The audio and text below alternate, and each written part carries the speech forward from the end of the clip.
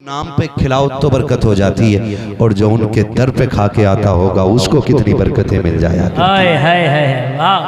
है ना, कितनी बरकतें मिल जाती होंगी। जरा सोचें और दिमाग लगाएं, अपनी जिंदगी ऐसी गुजारें। तो सरकारे बगदाद ये बताना चाहते हैं कि बरकतें चाहते हो तो दस्तरखान में वुसअतें पैदा करो, दस्तरखान कुशादा करो। आज ना चलन बदल गए, पहले होता था मेहमान आएगा तो खाना खाएंगे, आज होता मेहमान चला जाएगा तो खाना खाएंगे। सही बात है। पहले जमींदारों से आप जाके पूछिए, किसी किसी घर में धान चावल होते थे, 4-5 बीघे में 1 कुंटल गेहूं निकलता था, आज 1 बीघे में 4 कुंटल गेहूं निकल रहा है। सही बात। लेकिन फिर भी हाय हाय बरकत बरकत बोलो नहीं है ना, क्यों? क्योंकि पहले तो गेहूं भी कम होते थे लेकिन हाथ नहीं फैलाते थे, चावल कम होते थे हाथ नहीं फैलाते थे। आज घर में सब कुछ है लेकिन बरकतें रूठ गई हैं। वजह सिर्फ इतनी है कि पहले के लोग अकेले नहीं खाया करते थे बल्कि मेहमान को साथ बैठा करके खिलाया करते थे। अपने दस्तरखान इतने वसी रखते थे कि उनके दरवाजे से कोई खाली नहीं जाया करता था। आज का मामला ये है, आज के हालात ये है, हमारे घरों की कंडीशन ये है कि हम दस्तरखान पे बैठ जाएं, कुत्ता घर के अंदर आ जाए तो हम पहले कुत्ते को मारते हैं, उसके बाद खाना खाने के लिए बैठा करते हैं। मैं आपसे कहना चाहता हूं प्यारे, अगर घरों में बरकतें चाहते हो तो सुनो, घर में किसी न किसी को खाना खिलाया करो, कोई ना कोई मेहमान रखना चाहिए। अगर कोई इंसान ना मिल सके तो परिंदों को खिला दिया करो, अगर परिंदे ना मिल सके तो और जानवरों को खिला दिया करो, अगर वो भी ना मिल सके तो मुट्ठी भर लेकर के मिट्टी की चीजें चूंटी के दरवाजे पे उनके बिलों पे जाकर डाल दिया करो, अगर वो भी ना मिल सके तो दरिया में जाकर के मछलियों को खिला दिया करो। इसलिए कि अगर तुम खाओगे तो गंदगी बन जाता है, अगर अल्लाह की मखलूक खाती है तो वो दुआएं बन के अल्लाह के अर्शों से जाकर टकरा जाएगी। खिलाएंगे इंशाअल्लाह। ये गौसे पाक का ये पैगाम है, ये याद रखिएगा। और अपने दरवाजे पे कभी कुत्तों को मारिएगा नहीं, मारिएगा डरा धमका के हटा दो। खाने के टाइम तो यार आधी रोटी आपने कुत्ते को डाल दी तो आपका क्या चला गया? कुछ चला जाएगा? हो सकता है तुम कुत्ते को आधी रोटी डालो और वो तुम्हारी आधी रोटी खाए, उसका कलेजा ठंडा हो, फिर तुम्हारी नस्लों के रिज़्क़ का इंतजाम कर दिया जाए। ये भी तो हो सकता है ना, ये भी तो हो सकता है। खुद खाने से बेहतर है दूसरों को खिलाना। अपनी जिंदगी में ये मामूल रखिएगा, ये मामूल रखिएगा। ऐसे ही गौसे पाक बड़े पीर नहीं है, ऐसे ही नहीं है। आज तो माफ कीजिएगा, हम ना इतने खुद गर्ज हो गए कि कोई रिश्तेदार बीमार हो जाए ना फोन बंद कर लेते हैं कि कहीं पैसे उधार ना मांग ले। ऐसे ही करते हैं ना, 99% ऐसे ही होता है। रिश्तेदार बीमार हो जाए ना फोन बंद, पैसे ना मांग ले। सगी बहन आके भाई के दरवाजे पे खड़े होकर रोके कहती, भैया मेरे बेटे को डॉक्टर ने खून मांगा है, चल के खून दे दो ना। तो अभी भैया कुछ नहीं बोलता, भाभी बेहोश होके गिरने लगती, हाय तेरे भैया में तो कुछ है ही नहीं। वो पहले मर जाती है। सगी बहन दरवाजे पे आई खड़ी है, उसके बेटे की जिंदगी का सवाल है, और सगी बहन दरवाजे पे खड़ी है 4 पैसे के लिए। भाभियां रो के दिखाती है, कितने भाई धक्के दे के भगा देते, ना ना कुछ नहीं है तेरा, तू ले जा चुकी है। सुन, जब बहनें दरवाजों से रोती हुई लौटती हैं ना तो सिर्फ बहनें नहीं लौटा करती हैं, खुदा की रहमतें लौट जाया करती हैं। अल्लाह ने दिया है ना। वो दरवाजे पे कोई आया है साहिल बनके, तेरा रिश्तेदार है, तेरे ताल्लुकात में मदद के लिए आया है, हाथ पीछे न कर, शुक्र अदा करके रब ने उसे तेरे दरवाजे पे भेजा है, तुझे उसके दरवाजे पे नहीं भेजा है। वरना चाहता तो वो तुझे भी तो भेज सकता था उसके दरवाजे पे। और याद रखिएगा वो कादिर मुतलक है, उसे पलटने में देर नहीं लगती। जब उसने लफ्ज़ कुन से कायनात बना डाली है तो तुझे मिटाने में कितनी देर लगेगी? कभी ये भी सोच लिया करो, दरवाजे पे सगे आ जाते हैं, हम गेट बंद कर लेते हैं, हम अपनों के काम नहीं आते, फिर कहते हैं ये बीमारी लगी है ठीक नहीं हो रहा हो, वो बीमारी लगी है ठीक नहीं हो रहा हो। सुन और खोल के सुन ले प्यारे, जो बीमारियां दवाओं से नहीं जाया करती, खुदा की कसम वो अपनों की दुआओं से चली जाया। दुआओं के आदि बनो, दुआओं के, ऐसे नहीं दुआओं के आदि बनो, दवाओं के आदि ना बनो। ना बनिएगा।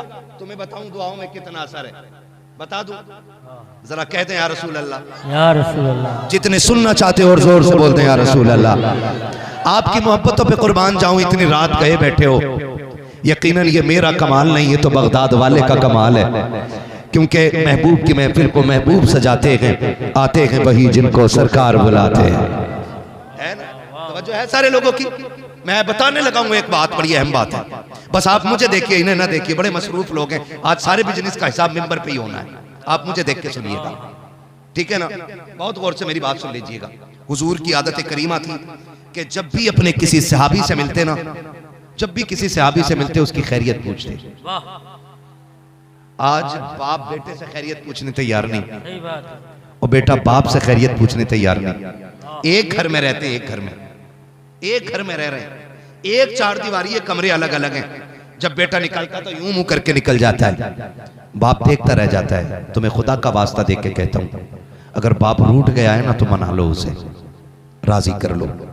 अगर बाप नाराजी में मर गया ना तो पूरी दुनिया के पीर भी तेरे जनाजे पे आ जाए ना, अल्लाह उस वक्त तक जन्नत नहीं देगा जब तक तेरा बाप तुझसे राजी नहीं हो जाएगा। वाह, ये भी सुन लीजिए कान खोल कर।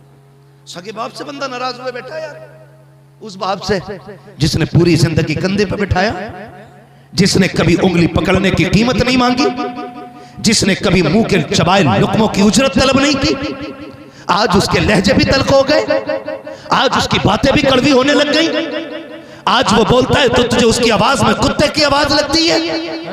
आज तुम मुंह मोड़ के चल रहे। खुदा की कसम तुझे पता ना हो तो जाके पड़ोसी से पूछ ले, जब तू दुनिया में आया था सर्दी का मौसम था, 3 दिन का था, तुझे ठंड लग गई थी, तेरे फेफड़े जाम होने लगे थे, डॉक्टरों ने कह दिया बस से बाहर बात है, यहाँ नहीं दूर लेकर के चले जाओ। तेरे बाप ने तुझको कंधे पे बैठाया और दूर दराज के सफर तय करता रहा, बारिशों में भीग करके तेरा इलाज कराया, तुझे सर्दी में लेकर चलता रहा ताकि तेरी जिंदगी बच जाए। आज उस बाप से दो बातें करने के लिए तैयार नहीं है, आज उसकी दो बातें तुझे कड़वी लगती है। और सुनो बगदाद वाले की महफिल में आने वालों, तुम नहीं जानते हो खुदा की कसम, अगर बाप को न समझा हो तो कभी मंडी में खड़े होके देख, हर दिन तुझे बाप बिकता हुआ नजर आएगा। जा कभी मजदूरों की लाइन में लग के देख, तुझे बाप मजदूरों की लाइन में नजर आएगा। अगर तूने बाप को न समझा हो तो कभी रोड पे जाकर के देख, जो साइकिल से सड़री में जा रखा है वो भी किसी का बाप होता है, जो पेड़ से गिर के मर जाता है वो भी किसी का बाप होता है, जिसे लाइट पकड़ लेती है वो भी किसी का बाप होता है, किसी का बाजू मजदूरी में कट गया वो भी किसी का बाप था, किसी का पैर कट गया वो भी किसी का बाप था। सुन, अगर बाप तेरे लिए इतना कर सकता है तो तू ऐलान कर दे कि मेरा बाप अगर जान भी मांगेगा तो जान भी दे दूंगा, फिर भी ये कहूंगा कि हक तो ये कहे कि हक अदा ना हो। हाय हाय, वाह वाह वाह वाह वाह वाह, हक के खिताबत भाई मुफ्ती साहब, हक के खिताबत। हर शख्स अपने बाप की कदर करे, बेशक बड़ी दौलत होती है बाप। आज है तो कदर नहीं है, आज है तो कदर नहीं है, कल नहीं होगा ना तब एहसास होगा।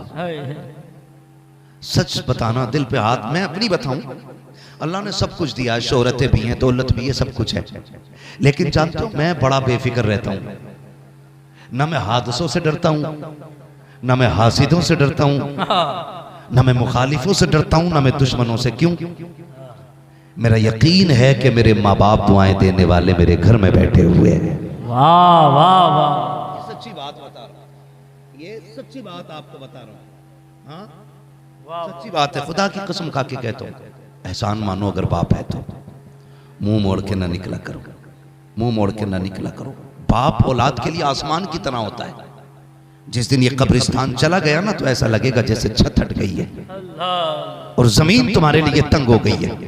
बाप वो दरख्त होता है जो कितनी भी तेज धूप हो लेकिन औलाद को हमेशा साए में रखता है, उस दरख्त की तरह होता है।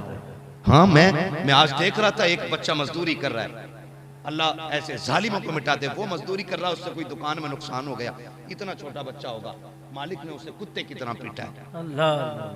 आज समझ में आया कि बाप क्या होता है। बाप हो तो कब जवानी आ गई बेटों को पता ही नहीं चलता है, और अगर बाप ना होना तो फिर जवानी की भीख मांगती रह जाती है औलाद। आसानी से जवानी हाथ नहीं आती है, फिर भी कहता मेरे बाप ने मेरे लिए क्या किया है। हाँ ये है, फिर भी ये सवाल है, ये है। मेरे बाप ने मेरे लिए क्या किया है। सुन, वो तेरी हड्डियों को ताकत देते देते अपनी हड्डियां तोड़ बैठा है। वो तुझे कामयाब बनाने के चक्कर में अपनी कामयाबियां भूल गया। वो तुझे मशहूर करने के चक्कर में अपने आप को मिट्टी में मिला बैठा है। हाँ, और आज तू पूछता है तूने मेरे लिए क्या किया। मैं तो कहता हूं खुदा की कसम, ये पगड़ी मेरी वजह से नहीं, मेरे बाप की मेहनत की वजह से मेरे सर पे आई है।